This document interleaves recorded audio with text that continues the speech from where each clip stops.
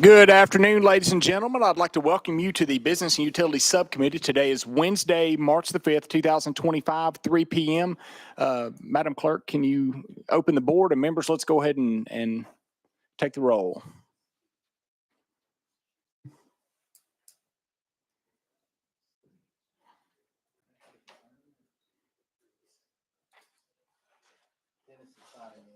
Okay.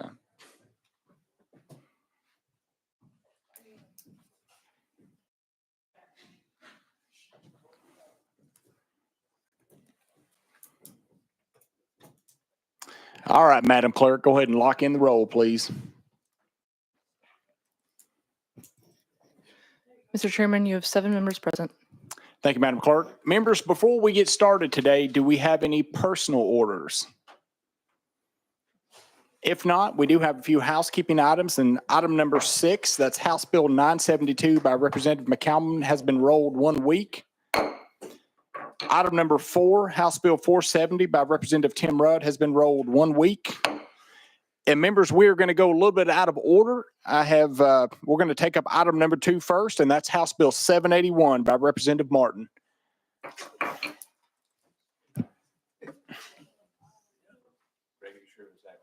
Actually, I don't know what item number no, we've got you on there. It's item number 1. Representative Martin, you're recognized on House Bill 781.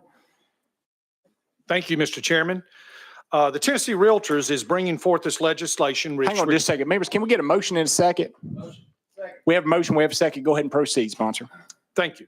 The Tennessee Realtors is bringing forth this legislation which requires a buyer engaged in wholesaling real property to disclose certain information to the seller and a subsequent purchaser.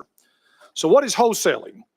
This legislation defines this as a real estate transaction where a buyer enters into a contract with a seller to purchase real property and then assigns the buyer's equitable interest in the real property to a subsequent purchaser for a higher price than the buyer paid for the real property. For buyers engaging in this activity, the following disclosures will be required. First of all, the nature of the buyer's equitable interest to subsequent purchases, letting subsequent purchasers know that they are not the actual owner of the property. Number 2, the buyer's intent to market its equitable interest prior to the execution of the contract. And finally, the effective date of any assignment of the buyer's interest at least 3 business days prior to the effective date of any assignment.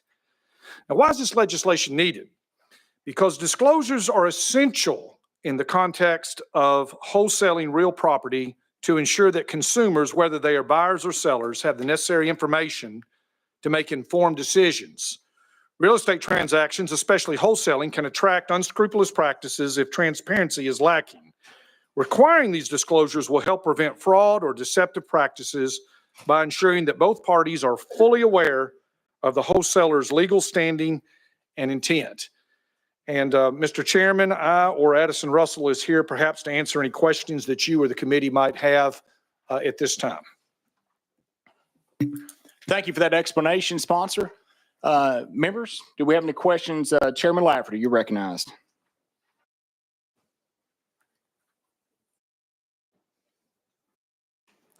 Thank you, Mr. Chairman. I appreciate what it is that this bill is trying to get at as far as the disclosure, letting everybody know what's going on. Mm-hmm.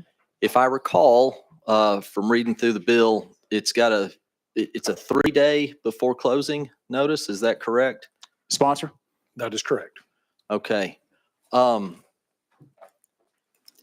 My concern, if you've got a situation where a wholesaler has put in the legwork and gone out and found someone that is in a distressed situation, and they're able to connect a distressed seller with a capable buyer, and it comes out 3 days before, the capable buyer has no idea about the distressed seller. He only knows the middleman.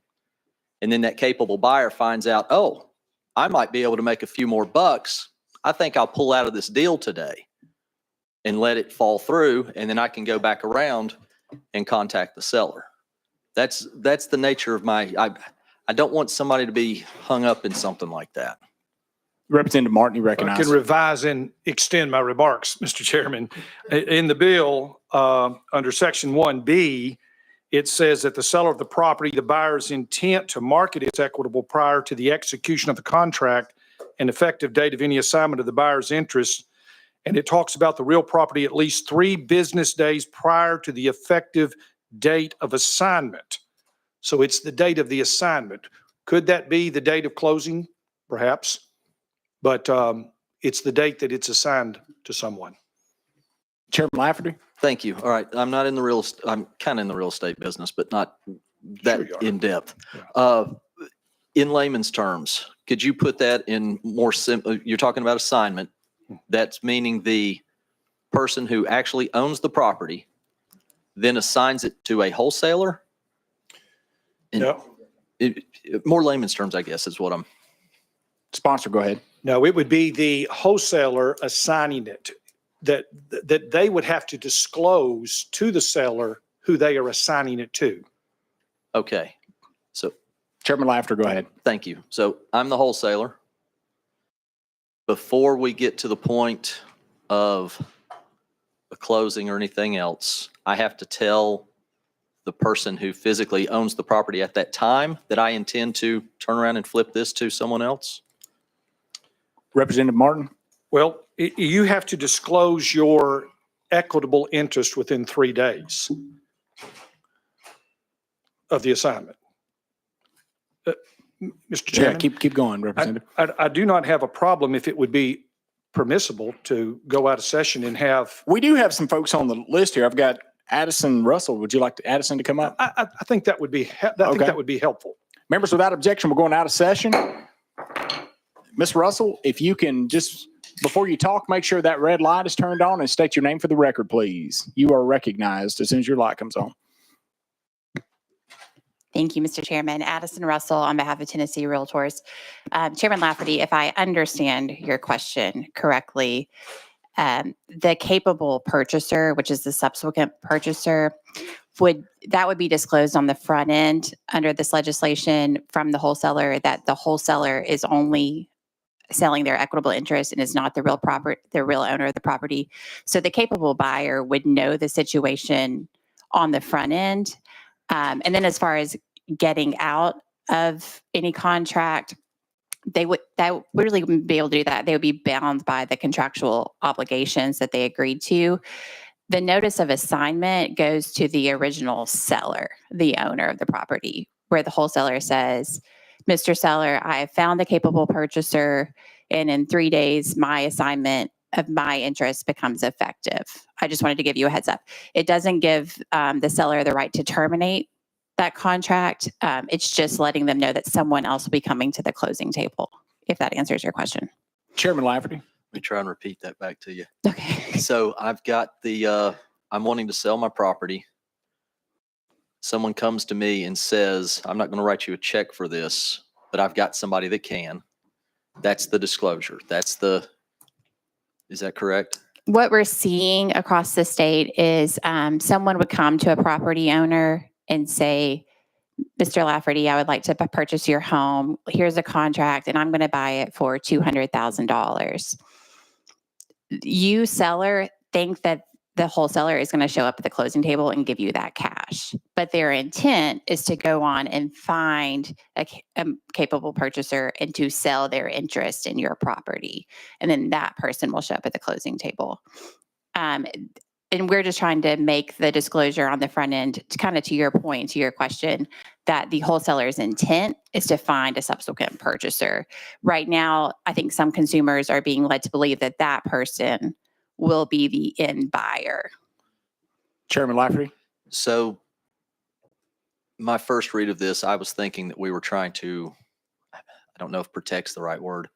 My first reading, I was thinking that the end buyer would be the one that would be getting the disclosure. But you're telling me that it is going to be the original owner that will get the disclosure, so that they already know that, hey, this is going to be a property that's going to be flipped to another seller. So then another buyer. But in that case, that buyer If they like the deal, they like the deal. If they don't like the deal, they don't like the deal. They're not the one that we're worried about getting the disclosure to. It's the original owner. Is that correct? You recognized, Addison. Thank you. That is correct. The subsequent purchaser just gets the disclosure that the wholesaler is only selling an equitable interest and is not the true owner of the property. Thank you. All right. Chairman. Next up, we have Thank you, Addison. Representative Burkhart. Thank you, Chairman. Is this kind of like selling paper, for lack of a better word?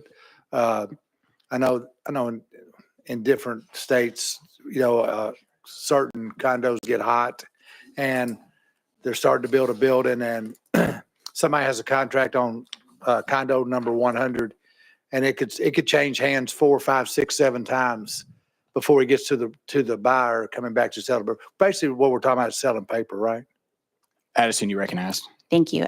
Yes, sir, that's correct. It's exactly what it is. And the bill defines equitable interest as the right of a buyer to benefit or profit from real property after the buyer has entered into a contract for the purchase and sale, but before legal title has been transferred.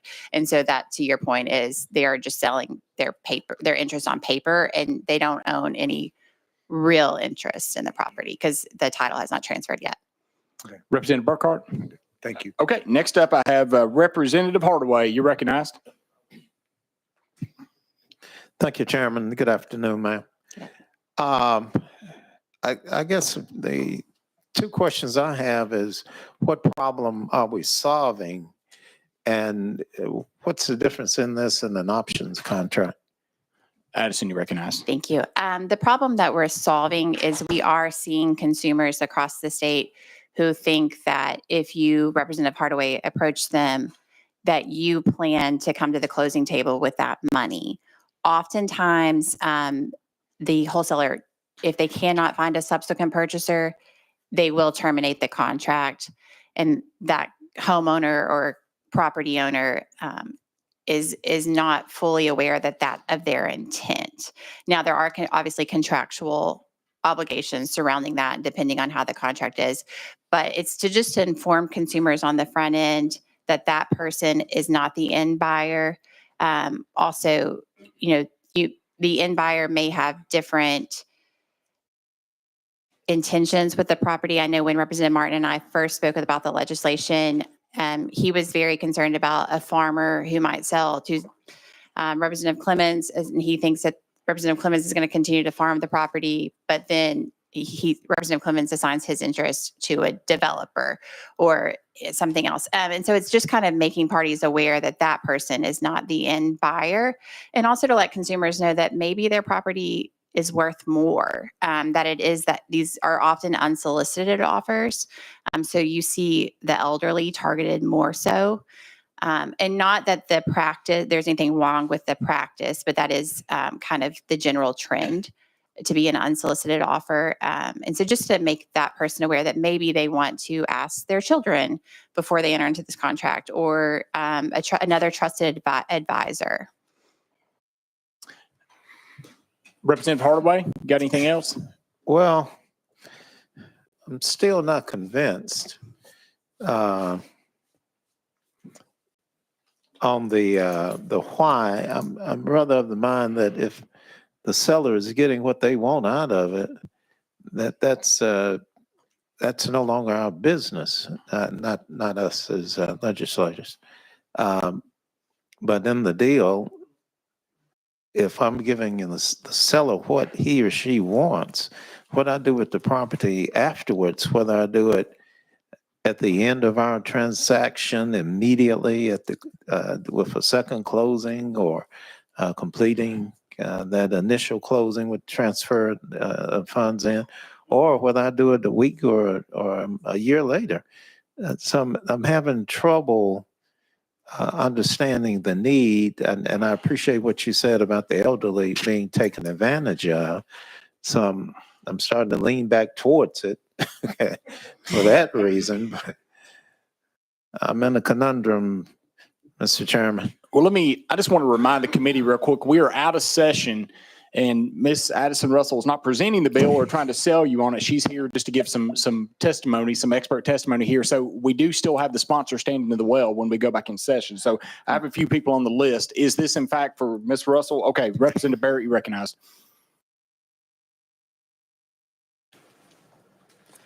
Thank you, Mr. Chairman.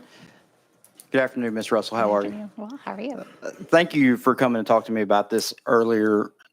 And you and I had a good conversation, and you know that I'm in this industry. There is a real problem that needs to be addressed. My concern is this doesn't go far enough. Often what's happening is these sellers are being targeted by folks that are either cold calling them, cold knocking on their door, unsolicited sales offers. These sellers are not represented by an agent.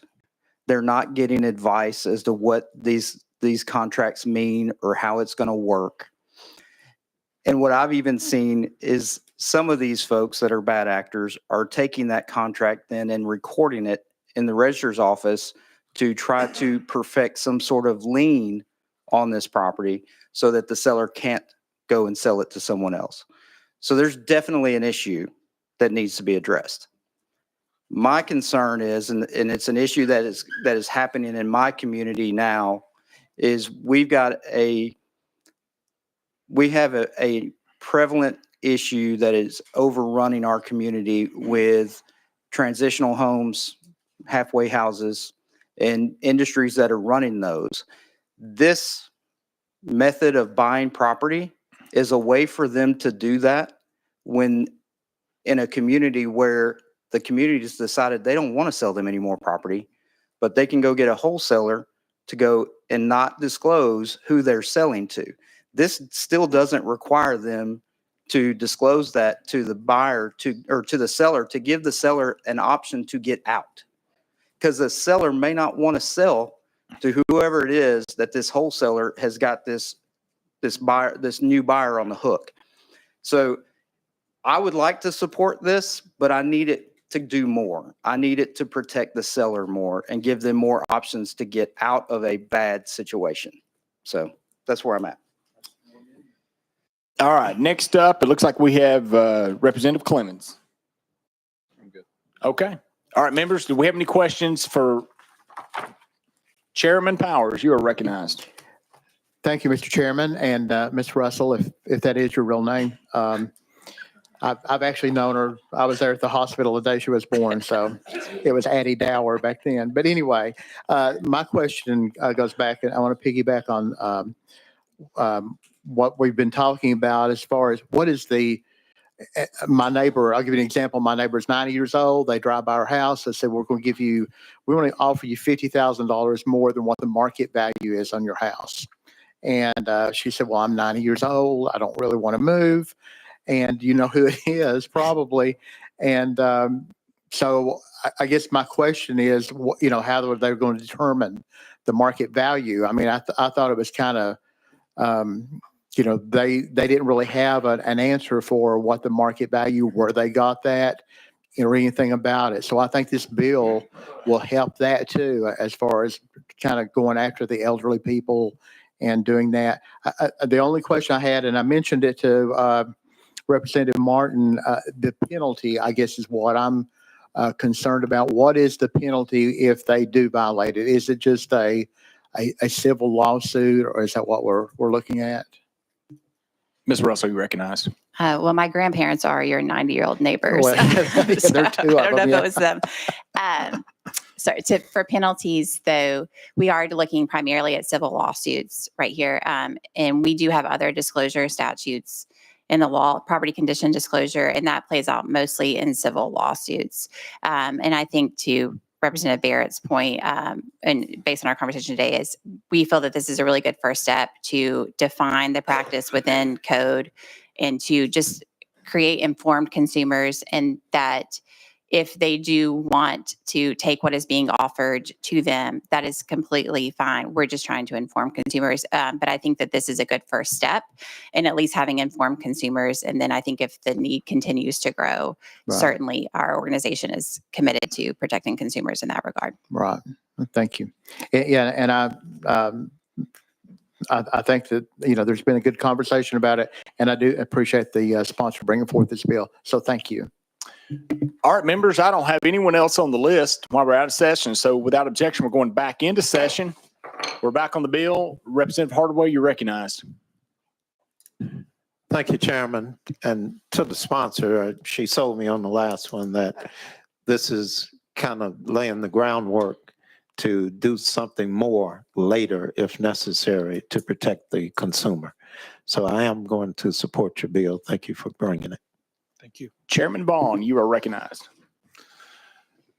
Thank you, Chairman Boyd. And to the bill sponsor, I'm the dreaded guy that sat here and listened and came up with a question that I don't know the answer to, and I hope that you do.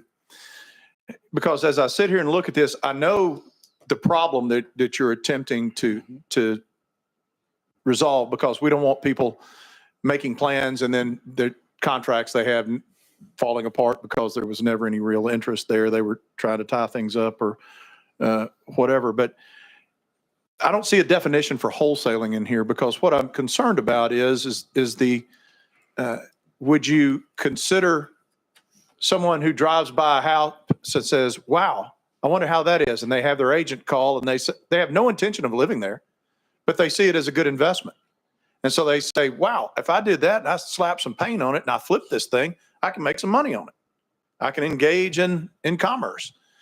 What is the definition of wholesaling? Is there a number of homes in a certain year or what? Because just whether or not somebody's going to live in a home doesn't mean that they're being treated badly by the purchaser of the home. And so that's my question. And this is something we can get at. We don't have, I know what you're trying to get at here, but that's a question that I didn't see in the legislation myself. And maybe it could be just because I popped and scanned it real quick, but if you could answer that. Sponsor, Mr. go Chairman. ahead. You recognize. Yes. Wholesaling is not necessarily dependent upon the number, if it's one house or 10 houses, if it's in 1 year or 2 year.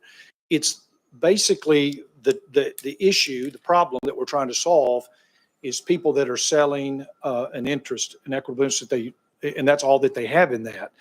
And so we're not saying that they can't do that. We're saying it has to be disclosed. That if you're going to do that, if you're going to just have an equitable interest in that house, you just have to disclose that to the seller so that they're not under the impression that they are selling it to that individual. That's what we're really trying to get at. Can we approach things later on, perhaps, and have something that has a little more teeth in it? Perhaps this is a first step of doing that. Chairman Vaughn. Thank you. So let me, again, I like to talk things through and make sure I understand them. So basically your bill would not preclude an individual from buying investment property for themselves.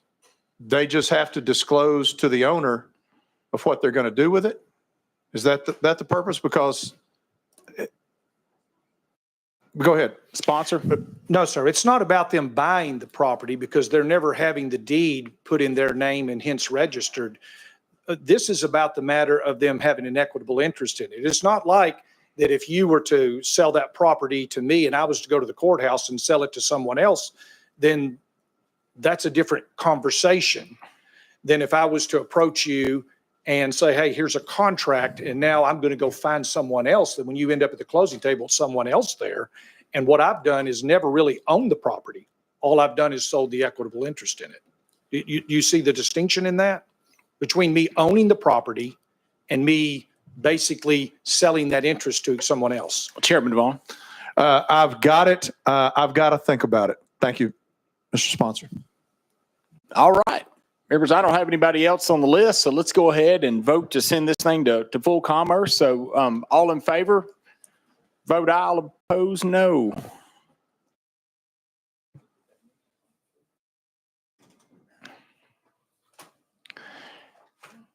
Has every member voted? Does any member wish to change their vote? If not, Madam Clerk, let's take the vote, please. Mr. Chairman, you have 10 ayes. All right, House Bill 781 passes. It's on its way to full commerce. Congratulations, sponsor. Members, that brings us back to item number 1, and that's going to be Chairman Martin. You are recognized. And Chairman Martin, I don't see any amendments on your bill. No, sir. Okay, can I get a motion in a second?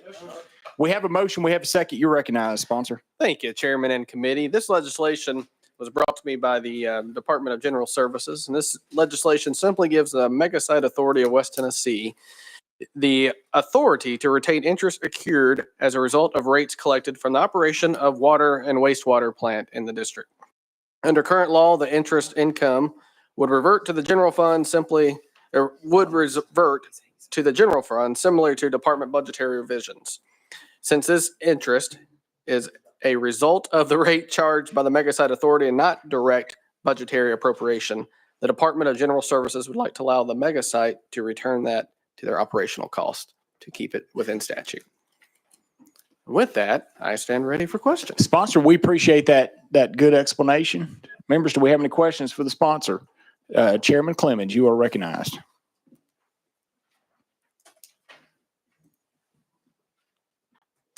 Thank you, Mr. Chairman. My concern with this was, I spoke to General Services, and my concern with this is I'd like to see a sunset on this. I understand the predicament they're in now with the cost exceeding and them needing that interest to go rather than go to the general fund and come to them for a few years. But if we were to develop, that additional acreage on the mega site and, they're not in this financial predicament with this given situation, I would hate for us to lose out on that money in perpetuity. So I would like to see, let's say, a 4-year sunset or something like that, so that, let's assist them with this. Let's get them, if they need this money to be able to do this, to cover their, themselves in the red for a few years until this gets developed fully out and they're not losing money. But I just, giving that money away from the general fund, given our financial predicament of the state of Tennessee and the direction we're heading right now, I hate to turn away that money. So I would like you to consider an amendment or whoever. Sponsor, you recognize. Thank you, Chairman. Thank you, Chairman, for that as well. I spoke with General Services just shortly ago, and I saw that point that you brought up. So I mentioned that to them and would be open to the will of the board or to the committee here on that amendment moving forward if it was something that they agreed upon. Sponsor, actually, I can't believe I'm saying this, but I kind of agree with Chairman Clemens. And when they talked to me about it, they actually did say that it was not the intention for this to be into perpetuity, and I didn't think about that. There is no sunset on it. Would you be willing to roll this a week and let's talk about that? Yep, I think Without that's a good objection, item number 1, House Bill 1309 is rolled 1 week. Thank you, committee and chair. Members, that brings us to item number 3. That is House Bill 373 by Representative Shaw. We have a motion, we have a second, and Representative Shaw, I see an amendment. Can you clarify or give me the drafting code you're? Yes, sir. The amendment drafting code is 004488. That's what I'm showing as well. Can I get a motion in a second? All right. Does that make the bill? You want to go ahead and put it on there before you explain it? It does not make the bill. It just changed the language in the bill a little bit to make the bill, if that makes sense. Hey, but I would like to put it on. That sounds good to me, y'all. Let's put that amendment on there. All in favor say aye. All opposed say no.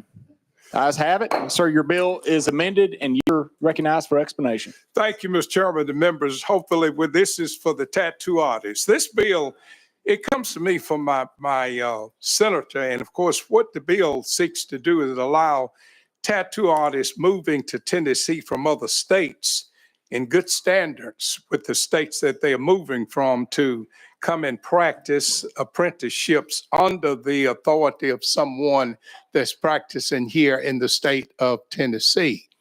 And of course, over a period of 2 years, what would happen in good standards, if everything was in order, they could then become automatically licensed to practice on their own in the state of Tennessee. It's what the bill actually does. All right, sponsor, we appreciate that explanation. Members, do we have any questions for the sponsor? Representative Hardaway, you're recognized. Thank you, Mr. Chairman. Good afternoon to the sponsor. Good afternoon to you, sir. Sir, you can't carry a tattoo bill without having tattoos. Are you going to demonstrate or is there any show and tell here? Well, Representative Shaw, if you'll step outside with me, I'll show you my tattoo. Sir, I'm going to vote for your bill, sir. Please keep them undercover.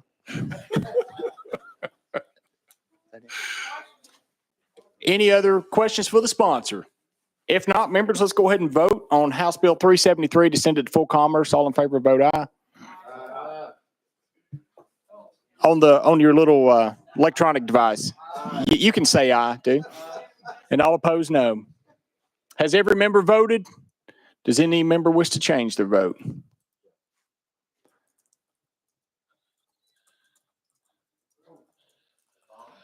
All righty. Madam Clerk, take the vote, please. Mr. Chairman, you have 10 ayes. All right. Members, House Bill 373 passes. It's on its way to full commerce. Members, that brings us to item number 5. That's House Bill 974 by Representative McCalman. We have a motion, we have a second, and Representative McCalman, I do show an amendment. Can you verify that drafting code for me? Yes, sir, Mr. Chairman. Good afternoon. I have drafting code 003454, and it does make the bill. All right. We have a motion on the amendment and a second, so let's go ahead and vote and put that on there. All in favor say aye. All opposed say no. The ayes have it. Sir, you're back on your bill as amended. You're recognized. Thank you, Chairman. Members, what House Bill 974 does is deals with antique auto auctions, creates an exception for one particular antique auto auction over one weekend at a single location, specifically the Nashville Superspeedway in Wilson County.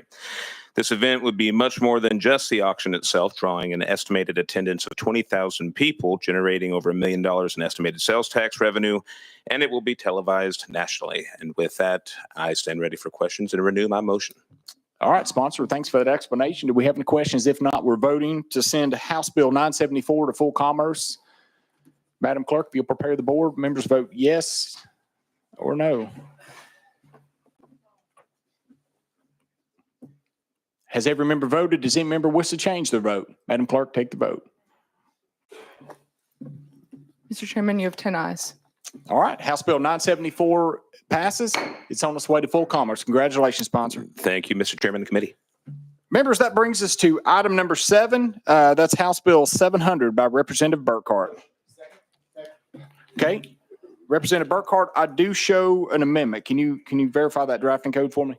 Yes, sir. 003873. That's what I'm showing as well. Can I get a motion and a second on the amendment? We have a motion. We have a second. Let's go ahead and put that on there. All in favor say aye. All opposed say no. The ayes have it. Sir, you are on your bill and it is amended. Thank you, Mr. Chairman. And sponsor, I just want to remind you real quick. Now, with the new electronic voting devices, you will not be able to vote from there. Okay. All right. So you're recognized. Go ahead. Thank you, sir. I'll remember that next time.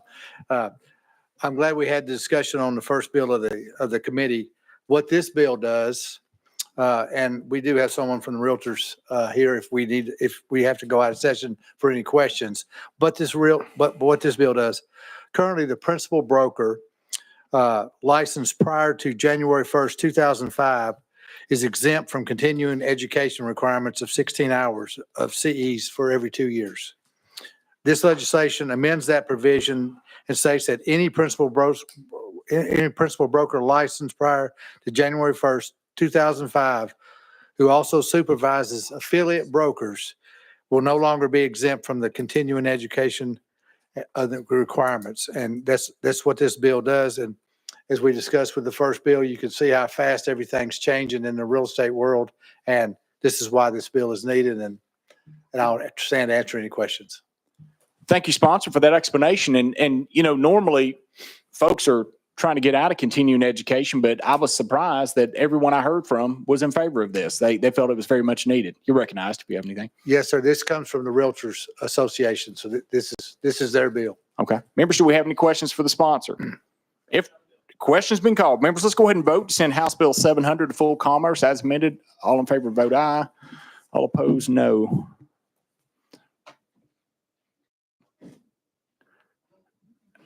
Has every member voted? Does any member wish to change their vote? If not, Madam Clerk, take the roll. Mr. Chairman, you have 8 ayes, 1 nay. All right, House Bill 700 passes. It's on its way to full commerce. Congratulations, sponsor. All right, next up is my bill, so I'm going to hand this off to Chairman Vaughn.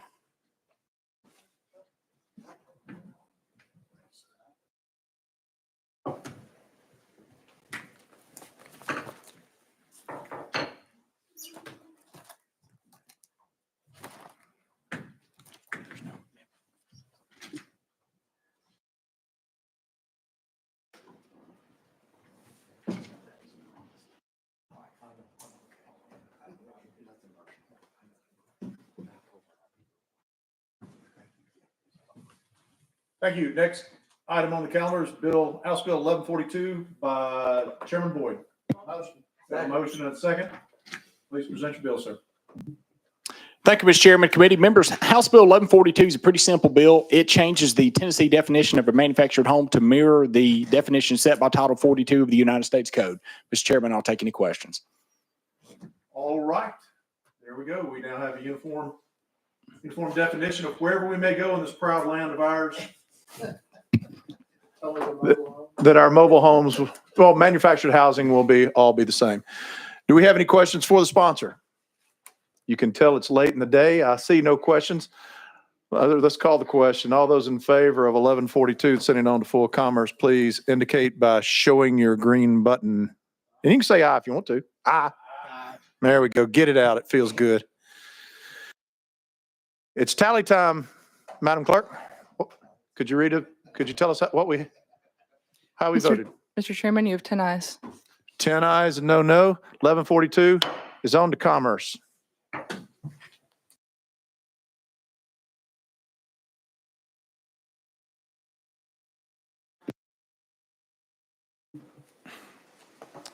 Thank you, Chairman Vaughn. All right, members, that brings us to the hill of the calendar, and we do actually have a presentation today. So I want to hope you can stick around and hear it. You have probably heard for some time talk about the nuclear renaissance that we're on the cusp of. And I served on the Governor's Nuclear Energy Advisory Council with Wes Hines from the University of Tennessee Nuclear Engineering Department. And so we're going to hear from him, and they're going to talk a little bit about new nuclear, SMRs, if you've heard anything about that. So I'm excited about this today, and I hope you guys can stick around and enjoy it. And we are going out of session. And we have Wes Hines from the University of Tennessee and Dr. Brian Worth from he's the department head at the University of Knoxville, Oak Ridge National Laboratory Governor's Chair Professor. So I'm going to turn you guys loose and let either one of you go ahead and get started. If you'll turn the microphones on.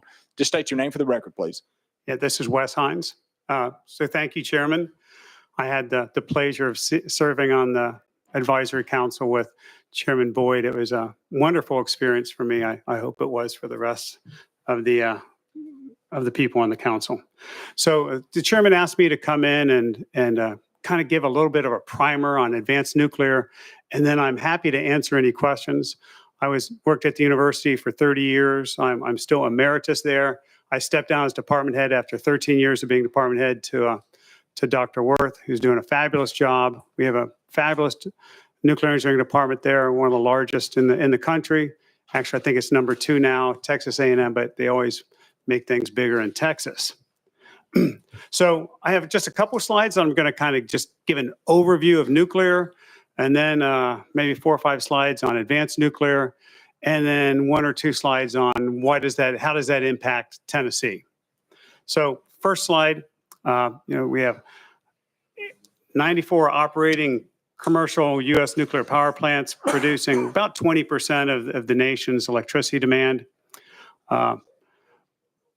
You also notice in that the chart to the right, where we talk about carbon emission electricity sources. Coal has been kind of known as being the worst. You see these advertisements on clean natural gas. It's cleaner than coal, but as you can see, it's still not, non-carbon emitting. Nuclear and the renewables are pretty much non-carbon emitting. Renewables would be great if we had batteries that could store the energy. So when the wind's not blowing and the sun's not shining, we could still use our hair dryers and cook our dinner at night. This is just a graph of nuclear power plant development history. Most of the plants that we currently have operating in the United States are called Generation 2 plants. They're really the commercial plants that we have at Watts Bar, Browns Ferry, Sequoia. Advanced 3 plants and I'll talk a little bit more about, they're considered advanced light water reactors. Most of them have some type of inherent safety involved, and I'll talk a little bit more about that. What TVA is looking at is called a Generation 3 Plus, a small modular reactor, and then Gen 5. So we're kind of right there in the Gen 3 Plus era right now. A little background on what the Department of Energy is doing. They have two advanced reactor projects. One's called the Advanced Reactor Demonstration Project. There are three companies that have been funded in this. One is X-Energy. It's a small modular reactor, a gas-cooled reactor. TerraPower, which is looking to build in Wyoming with their natrium reactor. It's a sodium-cooled fast reactor. And Kairos has money through this program. They're building their first demonstration reactor in Oak Ridge. They're actually pouring concrete now, so they're moving forward with that. The Gen 3 Plus small reactor, modular reactor program has been funded. That's the one that TVA has applied to for an $800 million grant to help them get started, really help them defer some of the first of a kind costs. Some of the next slides really come out of this NEI, Advanced Nuclear Technology Primer. So if anybody wants to learn more or look in more detail, it's at nei.org. NEI is the Nuclear Energy Institute. It's a Washington, D.C. based entity that includes members of all the utilities that are operating in the United States and vendors and technology shareholders, national laboratories, educational institutions. So advanced nuclear, kind of the topic of what I want to discuss. It's a general term that encompasses many designs, many models, many different technologies that have some additional unique features and benefits. And some of those I'm going to talk about here. Enhanced safety and efficiency. I say enhanced safety because the safety of our current operating nuclear power plants are really second to none.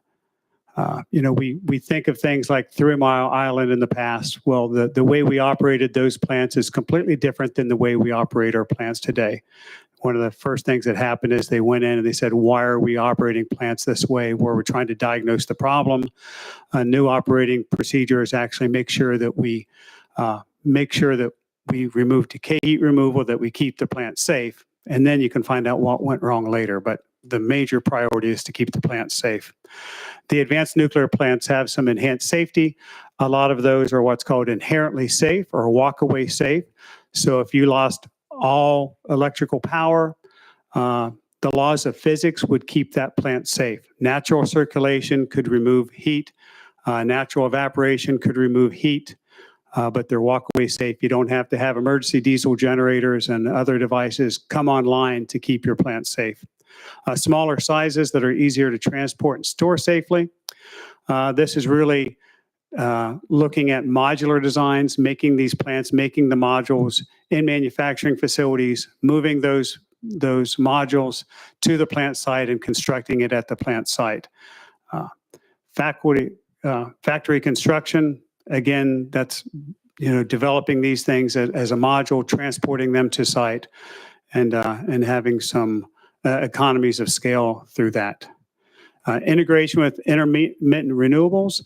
The current power plants that we have right now run basically at 100% power. They can't follow load. They can't reduce their power output to 50% power. Say that you have, the sun shining well, you have solar coming online, so you'd like to reduce the power of the large base load plant. Current plants don't do that. These advanced reactors do have load following capabilities, and that way they can integrate better with renewables and other sources. Scalable electricity generation. The plants that we currently have operating are 1 megawatt plants or 1,000 megawatt plants. These plants would be much smaller. We have, I'll talk about the sizes here in a couple of slides. These plants, the smaller ones, could replace retired coal plants. So you could take the coal plant out, put a small modular reactor in, could use the same transformers. You could retrain some of the workforce to do, a lot of the maintenance and upkeep items for that plant and keep that workforce there employed. I think I'll just move ahead to some of the other slides now. We talked about the different sizes. These full-size reactors that we have now are basically 1,000 or 1,000 megawatts and larger. Small modular reactors are classified as 200 to 300 megawatts electric. It's the 300 megawatt electric plant that TVA is looking at for their Gen 3 Plus, their GE Hitachi design. And then microreactors are these very small reactors that are really looked at mainly for Department of Defense, for forward operating bases, also looked at for providing energy in Upper Canada or over in Alaska, where right now they have to fly in diesel fuel, which is extremely expensive. So microreactors are these very small reactors that could be used really for military bases and some kind of outposts like that. Technology. Currently, all of our plants in the United States are light water reactors. The advanced reactors are, some of them are light water that have these enhanced safety designs, but many of those are molten salt, gas cooled, liquid metal reactors. They operate at a much higher temperature. If you operate at a higher temperature, you can have higher efficiencies. Only about 33% of the thermal power developed in our current plants is turned into electricity. 2/3 of that energy is given to the atmosphere. It's either given through a cooling tower, given to the river. That has to do with just the physics of converting heat into electricity. If you have higher temperatures, you can have higher efficiencies. So some of these advanced plants have efficiencies up to 45%. Molten salt reactors or liquid metal reactors such as lead or sodium, those fluids don't boil like water does. Because it doesn't boil, you don't have as high pressures, you don't have to have as thick walls. They're kind of safer because you don't have to contain as much pressure. So we talked about these plants being able to operate flexibly, load follow. They could also be used to, the heat could be used to provide electricity for electrolysis and producing hydrogen. They could be used for district heating. So they're much more flexible. They have the ability to start up independently, so you don't need a grid to power them to actually have them start up, which makes them safer and a little bit more flexible. I talked about higher temperatures leads to higher efficiency. They can be integrated, so you can maybe use this plant to produce electricity at certain times of the day. When the electricity demand is less, you could use it to produce hydrogen, or you could use it to do district heating. The inherent safety systems, the walk-away safe, is probably one of the biggest advantages of these systems. But again, when I talk about safety, it shouldn't give anyone the thought that the current plants are not extremely safe. This is just one additional level of safety above what we currently have.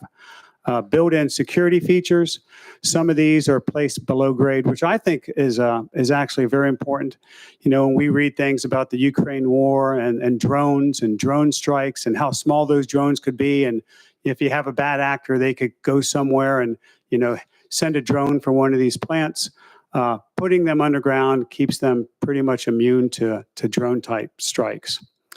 And the last thing I'm going to talk about in this slide is a smaller emergency planning zone. The emergency planning zone is a zone that's our current plants. It's a circle that goes 10 miles around the current plants. Basically, that zone is configured that way such that if you had some type of an accident at that reactor, people within that 10 miles could get a significant dose of radiation. People outside that cannot. Small modular reactors such as the BWR, GE, Hitachi design that TVA is looking at, their emergency planning zone is the site boundary.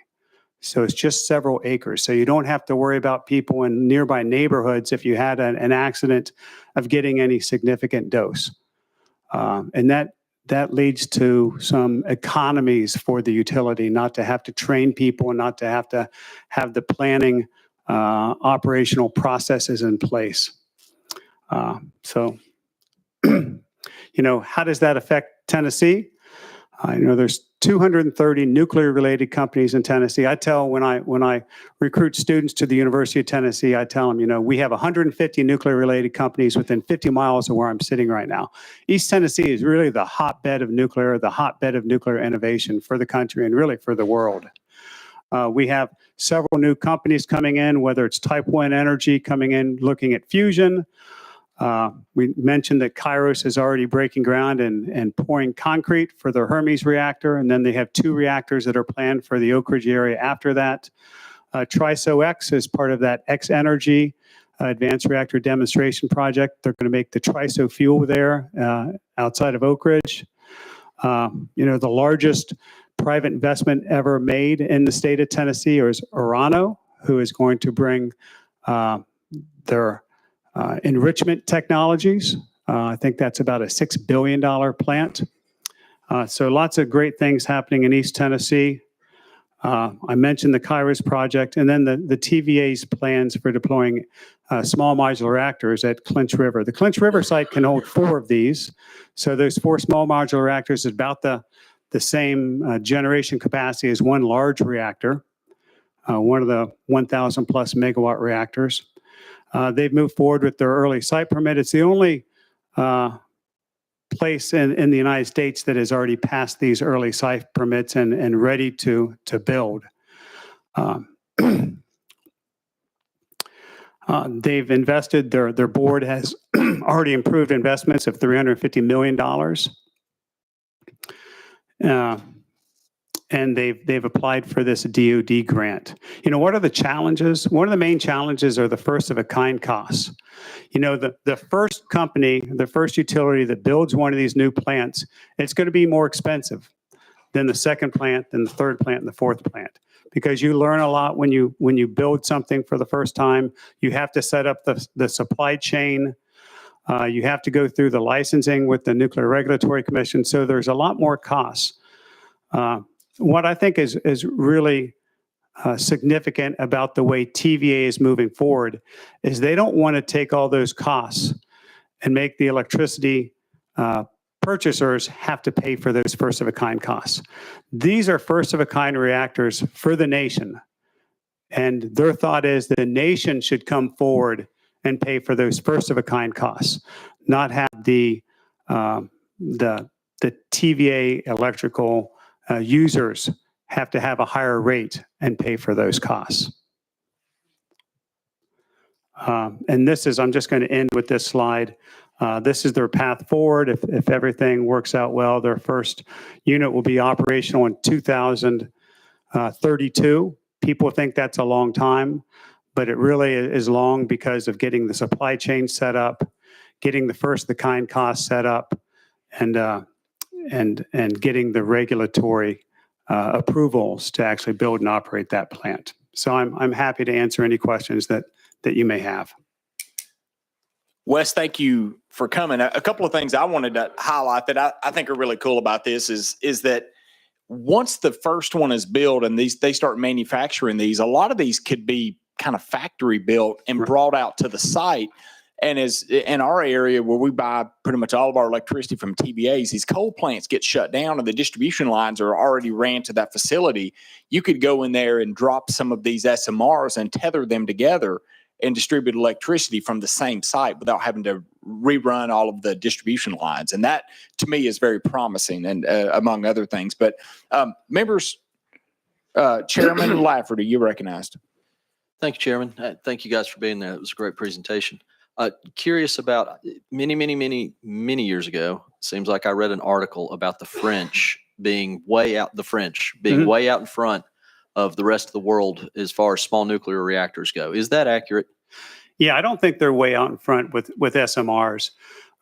They built every nuclear power plant in their country, and I think they produce about 80% of their electricity with nuclear. Each one of those plants is basically the same design. So they can use, they can have a kind of an integrated maintenance and supply chain that supports all of those. In the United States, every plant is really quite a bit different.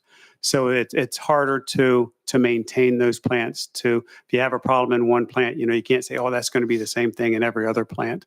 Now, I've heard people from TVA say that they'd like to have a fleet of SMRs of maybe 20 to 24 throughout their 7-state distribution region. And they would have that same kind of hub and spoke design where they have the hub, all the maintenance facilities, and the expertise is here. And they could go out to each plant and And when they have to refuel, they could go refuel that plant with the same people that's going to go refuel the next plant and save in maintenance costs that way. So Brian, do you have any other information on the SMRs? No, I don't think they're ahead of us or anyone with small modular reactors. The one thing though, and I'll add, and you may jump in here, Wes, that the French are doing well. When nuclear waste is not actually shipped out to New Mexico, it's kept on site in these kind of concrete or lead capsules, and they're monitored. But they're usually right there near the nuclear reactor, off in a fenced-in area. But the French are really good at recycling and reusing used uranium, and then using it all over again. And before this nuclear renaissance took off, it really wasn't cost effective to do that. But now that everybody's getting into nuclear, if we can reuse, the 1980s nuclear waste into new uranium, the French are the only people that I'm aware of that are doing that right now. Wes, is that correct? I think the French do. I think that the Japanese do. Brian's actually visited the plants there in France that do that. Jimmy Carter kind of put the thought of recycling to bed. Years ago, because when you recycle used nuclear fuel, you separate out the different isotopes, the different elements. You can then reuse the enriched uranium, the U-235, and use that in new fuel to go into plants. But when you do that, you separate plutonium out too. And the fear at the time was that we're separating plutonium. Plutonium is fairly hard to detect. It's a proliferation risk. It's used in nuclear weapons. And you never wanted to separate it because what are we going to do with the plutonium? Well, we know we can also burn the plutonium in the reactors, but it was just a proliferation concern that the United States had at the time. And I don't think that's as much of a concern now. So there is interest, and there's always been interest even at looking at better ways to recycle. People talk about used nuclear fuel or nuclear waste as this huge problem. You could take all the used nuclear fuel from the beginning of time we started having nuclear power in the United States. You could put it all into Neyland Stadium, and it would be about 10 feet tall in Neyland Stadium. So, it's not this unsurmountable problem. But it is a challenge. Brian, do you have anything to add? I would just reinforce that, Wes. The advantage of nuclear is that the energy density is 3+ million times more than burning coal or burning natural gas. And so you've got a sustainable, always-on energy source that does produce long-lived radioactive materials, but it's a relatively small volume compared to the amount of waste that comes from burning coal, for example.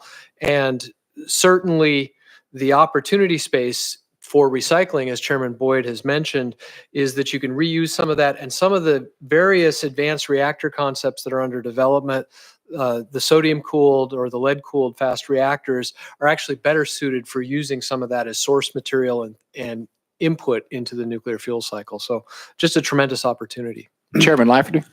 Thank you, Chairman. I was just, my other question, and maybe this is for someone else, I don't know, but it seems like if the French and the Japanese say they're not way ahead, but they've got a head start, why don't we just kind of take what they've done and build off of that? It almost sounds like we are trying to invent from scratch almost what may already be out there in the world. I think it's a political issue. Whether we want to move forward and do that. The technology's there. We could do it. I've seen the separation facilities at Oak Ridge National Laboratory where they're doing research on what's the best way to do this. The technology's there. It's just, like most things in the United States, there has to be a business case for it. Can we make money by doing it? And there are some companies looking at it right now and wanting to move forward. So I think it'll happen on the horizon, but there has to be a business case. Thank you. Thank you, Chairman. All right, I've got Chairman Clemens, you're recognized. Thank you, Mr. Chairman, and thank you, gentlemen, for being here and sharing that information. I was curious. I've always read that the water-powered requires a lot of water. So what type of volume are we talking about? And would these smaller ones be required to be near a water source, that type of thing, or how would they be cooled? Yeah, the use of water has been investigated, and you're exactly right. When you have cooling water towers, you're putting water in here to cool the condensate, and you have a lot of that. I mean, if you've ever been and seen a cooling tower at a nuclear power plant, you see all this white, looks like smoke coming out. That's just steam. It's water vapor. The small modular reactors, I think some designs still require it. Some designs just are air cooled. So it really depends on the design. So the thing I would add, Chairman Clemens, is the water requirements for cooling really aren't that different than whether you're using coal or natural gas as your heat source to boil the water to spin a turbine, or nuclear. You still have to condense that water after it's been boiled and spins the turbine. And that's really the source of water that you see. Professor Hines and I drove over from Knoxville this afternoon. As you drive through Kingston, you see the coal plant there, you see the tower of steam coming up. So it's the same requirements. The benefit of going to advanced nuclear, and instead of having the reactor be water cooled and then the water on the secondary side to help condense the steam, is that you could go to coolants that operate at a higher temperature. And so if you used helium or molten salts or sodium, your temperatures, instead of being around 320 degrees C, for the hot temperature can go to 550 or 600 degrees C. You get more thermal efficiency, and then you need less water to help remove that ultimate heat, because Professor Hines said that most of our conventional power sources, coal, nuclear, were about 30% efficient. So we have to use 3 times the energy to put 1 unit of energy on the electrical grid. And where that waste heat goes is the condensate water. So going to advanced reactors will enable us to reduce the amount of water requirements. Chairman Clemens. Yeah. Thank you. Yeah, that's just, so I was curious about that and whether or not those smaller ones would be required as well in some cases, and if they needed to be located near, because it almost sounded like we could just put them anywhere, but it sounds like some of them are going to have to be near a water source regardless. And what the integrity is of that water post use. I've heard mixed things about that. You can speak to that, but and I assume the molten salt is safer actually than water because of the molten quality of versus the water. But I may be wrong about that. But so what happens with that molten salt? How does that get processed? What does that look like? Yeah, Kairos is actually processing the molten salt. They have what they call a engineering test bed, ETU, engineering test unit, out in Albuquerque, New Mexico. And they have a molten salt. It's heated up with electricity, but they have operational molten salt loops. And they've actually just decommissioned their first ETU. They're building their second, which is a modular one, so that they learn how to make these plants in a modular design. And the third one will be down here in Oak Ridge, Tennessee. So that molten salt gets reused. It goes through some cleanup processes. The pipes and the valves and things go to just a normal hazardous waste dump, because that molten salt has beryllium in it, which is a carcinogen. So it's which one's safer, the light water or the molten salt? The molten salt isn't at the high pressures, so you're not going to have some kind of an explosive steam leak if you have a break in a pipe that you would with a light water reactor.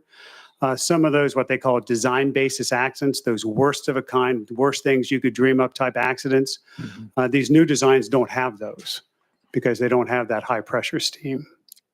And the other benefit for going to the advanced coolants, and Professor Hines mentioned this briefly, but a boiling water reactor, the BWRX 300, operates about 1,100 pounds per square inch, 7.5 megapascals, very high pressure. The molten salt reactors basically operate at ambient pressure. So you reduce the thickness of the piping and the vessel that you have this in. It makes the supply chain much easier and alleviates that concern of exactly that, a large depressurization accident where you have a pipe break that releases steam into the environment. So from that perspective, they have safety attributes that are very beneficial. Returning to your question about the water condensate and the need for water, that water that condenses the steam that spins the turbine never sees radioactive exposure because it's removed from the core. So what happens to that water eventually is a temperature increase, but no significant contamination to the water that is the source for that cooling Yeah, water. nuclear power, the fuel has three levels of containment usually. There's the containment of the fuel itself in the fuel rods and the fuel cladding. If you have a loss of that containment, a crack, you could get some radioactive materials in the primary pipe. But then there's a steam generator that takes that primary water and heats up the secondary water, which runs the turbine. So that's the second layer of containment. And the reactor pressure vessel itself is the steam generator and the reactor pressure vessel is the second level of containment. And then you see containment towers or domes over these plants. And that's what Russia didn't have in Chernobyl. Their designs did not have that third level of containment. So that would never be approved in the United States. I've got Representative Hardaway up next. Thank you, Chairman. And I apologize for the mint I just slipped in my mouth. Y'all know Representative McKenzie? I don't know that I do. Okay. Afraid not.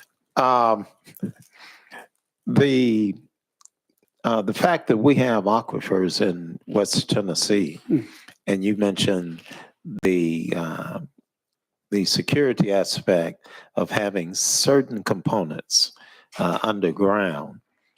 Tell me how that would gel with our aquifers and the risk, possible risk to the aquifers, and also if we had underground units, some components underground in West Tennessee.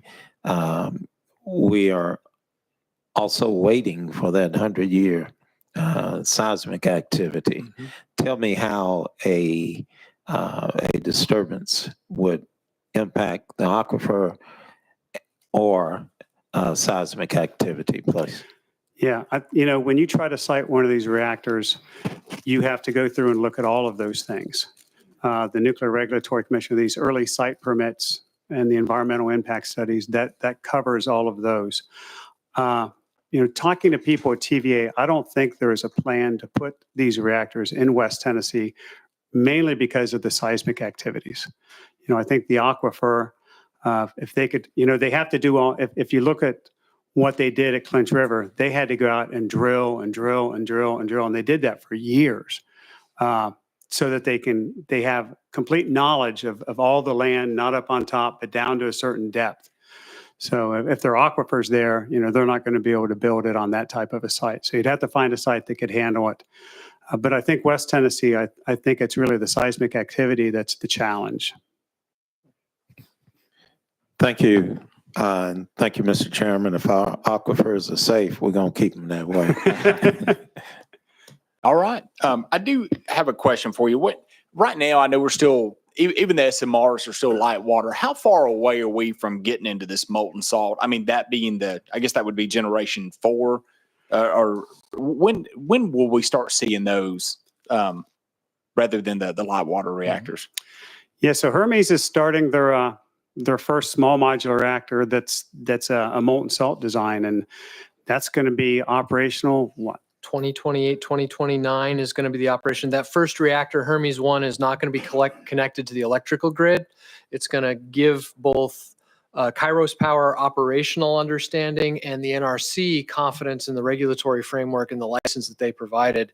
And at that point, they'll be moving forward with construction of Hermes 2, which will be a slightly larger unit and will be connected to the electrical grid. So I think early 2030s, we see the molten salt cooled reactors providing electricity on the grid. So we're close there. And then the other two advanced reactor development projects are TerraPower and their molten salt sodium cooled reactor, where they're aiming right now for 2032. And I'm not quite as up to date on the timeline for X Energy with their helium cooled reactor. And so they're all moving forward at approximately the same time frame. And it's going to be supply chain really that dominates that and licensing. The molten salt and the sodium reactors, again, have this advantage of not being at high operating pressures. And so the piping and the vessels are smaller. It makes them presumably easier to fabricate. The BWRX 300 is still a pressurized reactor. And for TVA, making the order for the pressure vessel is really the long lead, high risk item that's going to determine the schedule. And do you think there'll be old fashioned gigawatt stuff built, or would they just tether together a bunch of SMRs to get a gigawatt?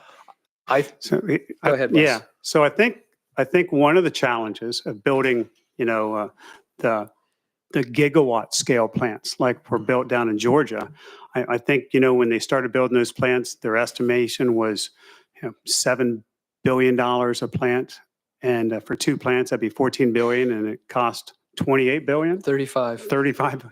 Even worse, 35 billion. Of course, a lot of that was first of a kind costs, a lot of mistakes. They started building those plants before the design was complete and got through the NRC. Lots of problems, but they learned a lot. So those were really expensive. The first of a kind costs. I think that there will be utilities building those again. One of the challenges is the capital investment. TVA they have a certain amount of debt that they're allowed to carry. That hasn't gone up for decades. So they have to have enough ceiling, that debt ceiling, to build a really big plant, or they have to go out and they have to team with a private enterprise, maybe a private enterprise that has a data center that's going to be a huge consumer of electricity, and that would team with them to build one of those big plants. So the big plants are just really expensive, but shouldn't be nearly as expensive as what Southern Nuclear had to pay. Okay. Members, do we have any other questions? Chairman Vaughn or Birkin, Nothing? Representative Hardaway, go ahead. Thank you, Mr. Chairman. Tell us about the academic relationships with UT or the other higher ed institutions, and the job generations. Yeah, so at the university, our Bachelor of Science classes have just grown. We just moved into a new building, which is a fabulous new building. For a long time there, we would graduate about 42 nuclear engineers every year. 2 years ago, we had 55 new students. The year after that, 67 new students. This year, 90 new freshmen. All of our students are getting good jobs. There's enough industry, enough growth in the area and really throughout the United States to give good jobs to them. I think when you look at the workforce, it's not just nuclear engineers. If you're at a nuclear power plant, 90% of those engineers are not nuclear engineers. It's electricals, it's mechanicals, it's all the others engineers. The biggest need to start as we're going through this renaissance is really the trades. It's the nuclear welders, the nuclear electricians. And we've seen some TCATs through the Chairman, what's the name of the new TCAT grants? The Give 3.0 grants that have been given to a couple of these TCATs to help, what I'll say is, nuclearize those trades so that when they graduate, they have the knowledge of what it would take to work at a nuclear facility and to do nuclear quality type work. But you go from there, then you go to the community colleges. Chattanooga State Community College has a nuclear nuclear engineering technology program. Roane State just started a new nuclear program. Pellissippi State started a new nuclear chemistry program. So you go there to the community colleges. Then you have the Bachelor of Science. Tennessee Tech just started a new nuclear engineering program. We have probably the largest nuclear engineering freshman class of any place in the country. And then you go to master's and PhD, and we have the second largest PhD program in the country. So these students are some of the brightest around. You talk about the size of a department, but it's really the scholarship of the department. If you look at, there's something called academic analytics, where it's kind of like a ranking like U.S. News and World Reports, but it's basically on your scholarship. Berkeley is number one. Michigan is number one. Berkeley is two. Last year, we were tied with MIT being third. This last year, they jumped ahead of us a little bit. I don't know how that happened. Maybe it's because I retired, Brian. But that's really unbelievable when you talk about the University of Tennessee in the same breath with MIT, Berkeley, and Michigan, who has a fabulous program. Something we can really be proud of. Representative Hardaway, you recognize. Yes, sir. So undergrad, is it a stronger base for physics or engineering, or it's just depending on where you want to take it? Yeah, so at the undergraduate, the physics grads that they usually are working on nuclear science, particle physics, things that us as engineers don't really deal with. So the engineers are the ones going into working at the plants. Physicists usually go work at national laboratories. I don't know if I answered the question for you. Okay. Thank you, Chairman. And thank you, gentlemen. Thank you. Thank Members, we're going to be up against a hard stop here in about 5 minutes, but does anybody else have a question for these gentlemen that have come? If not, guys, we really appreciate y'all coming. This is a big issue, and I'm excited about what the governor's put in the budget this year and some of the pieces of legislation moving forward this year, that Tennessee is a very pro-nuclear state. I'm proud of that. And like I said, just appreciate you guys coming all the way down here to speak with us today. Well, thank you all for what you do to support us. It's fabulous. So there's not a better place to be a nuclear engineer faculty than the University of Tennessee here. And it's because we have great state support. So thank you very much. Thank you. All right, members, without objection, we're going back in session. And that concludes our business for the day. This meeting, wait a minute. Leader Camper is recognized. For what purpose, Leader Camper? Thank you, Mr. Chairman. Chairman, I have a personal order. I just saw some friends walking the door. Can I acknowledge them? Yeah, go ahead. Okay, You're recognized. Thank you, Mr. Chairman, and members. I see just entering the room. We have, if you all will stand up, we have visitors from our tri-state healthcare facility, Community Health in Memphis, Christ Community, and the Memphis Health Care. If you all would make them feel welcome. Welcome. All right, members, if there's no other business before us, then this meeting is adjourned.